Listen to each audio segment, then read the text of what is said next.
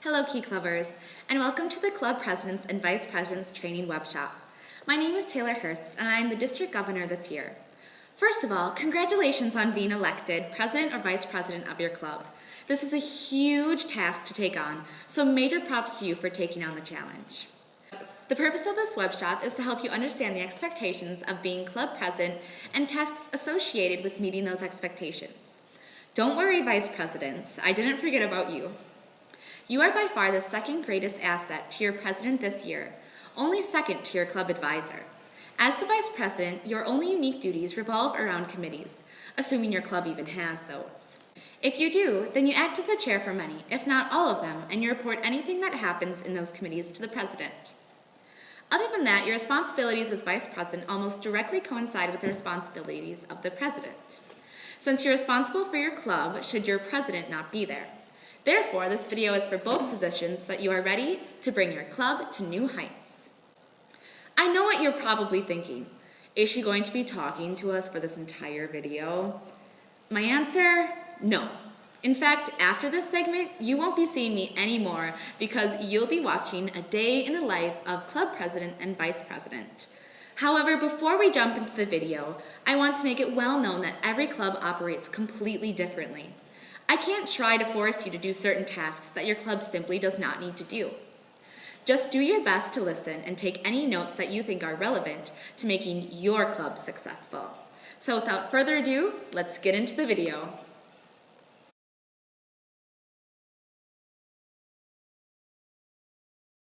The first thing that a president and vice president should do is wake up and feel awesome, because you're running this club.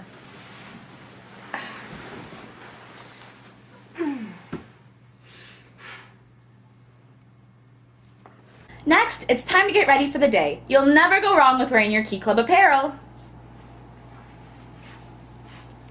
Well, maybe not to that extent unless you're at district convention. I mean, if that's truly how you want to represent your club, then full speed ahead.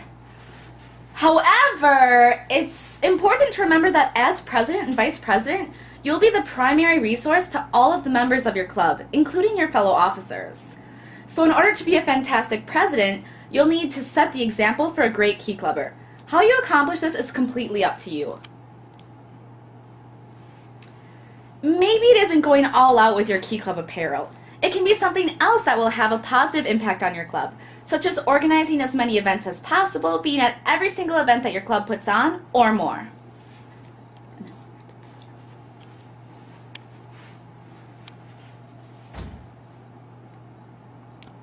Now that you're ready for the day, let's talk about some of the duties of your position. To be a great president, you'll also be a visionary, and for most of you, I'm sure that's the case.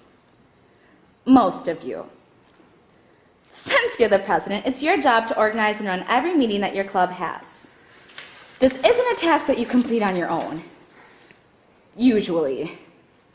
Calm down, it's definitely doable on your own, but typically club officers organize a meeting together at a board meeting / officer meeting before the actual meeting takes place. I would have these at least once a month to keep your board updated on what's happening in the club and other levels of Key Club. Of course, if you feel you need more than one meeting a month, don't hesitate to do so. This way, all of the officers and even the members can have an opinion on how the meeting should go. For each meeting, I suggest creating an agenda. This way you can keep yourself together throughout the meeting and it gives something for members who missed the meeting to check up on. Not sure where to start? Well, don't worry, because it's not nearly as complicated as it may seem. Set a date and a time, and your meeting is basically set to go. Each club individually has a different method of how to run a meeting, so I won't outline that too strictly. For reference, some meetings are just announcing upcoming events, some meetings are service project based, and some are just to have fun and more.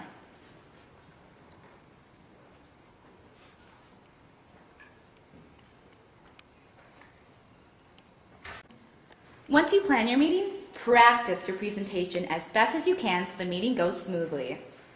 Public speaking is a skill I'm sure many of you have mastered since you were elected into the position.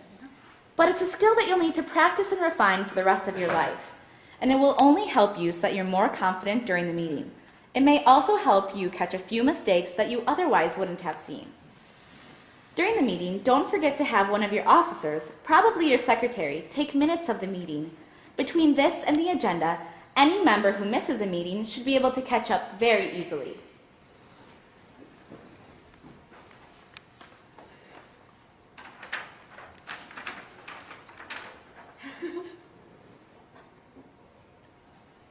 Outside of organizing and running meetings, you also get to organize and run service projects. I'm not going to dive into organizing a service project because we actually already have a web shop for that. If you're interested, you can check out that web shop once it's released in December.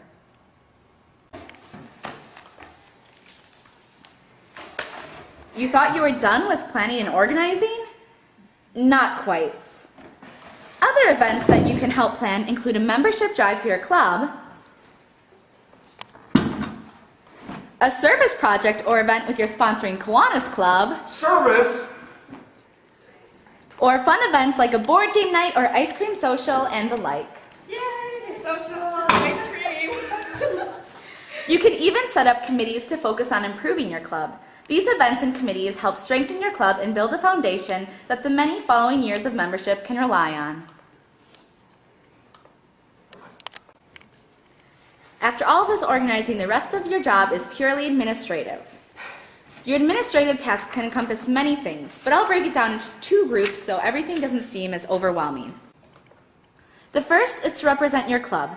As the president and vice president, it is your job to be the spokesperson of your entire club at various Key Club and Kiwanis events. You and other officers or members can go to Kiwanis meetings, divisional council meetings by your lieutenant governor, decon, icon, and more. These events keep you, and therefore your club, updated on all Key Club related things happening outside of your control and your club. I strongly recommend you go to as many, if not all of these events as possible. The second large group is essentially making sure your officers and your members do their jobs. Do members have jobs, you might ask? Well, not exactly, but if they make a commitment to come to an event, it becomes your and your fellow officers' jobs to make sure they follow through on that commitment.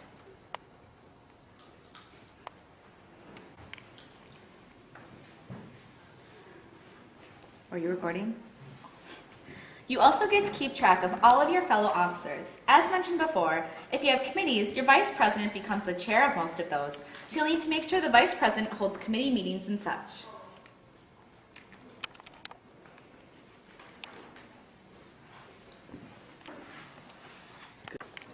Furthermore, while filling out monthly report forms and new officer information sheets is the job of your secretary. It is your job to remind them to fill out these forms as they give the district an update as to what your club is doing. With the treasurer, you're going to want to make sure that they're updating the budget as necessary so the club doesn't go into debt.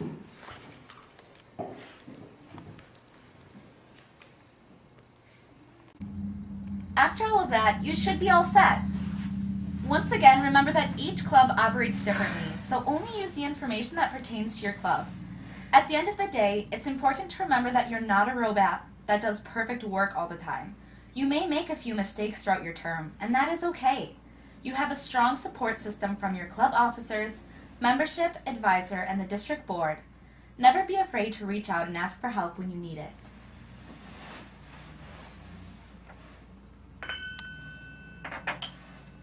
It's important to take a step back and look at how much good you're doing for your club. It is because of passionate people like you that our organization remains the largest student-led organization in the world. Good night, Key Clubbers.